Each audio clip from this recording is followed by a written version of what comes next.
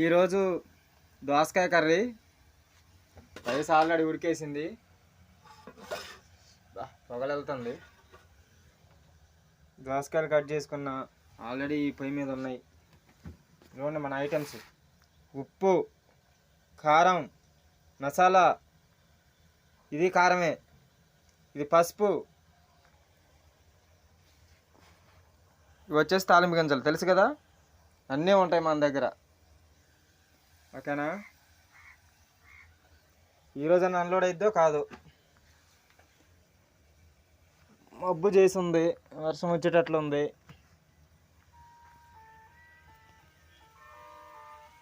Okay friends, subscribe చేసుకోండి. ఫైనల్గా మన కర్రీ ఇలా వచ్చింది. సూపర్. రైస్ అయితే ఇక మీరు చెప్పనవసరం లేదు, రైస్ సూపర్ అంటే సూపర్.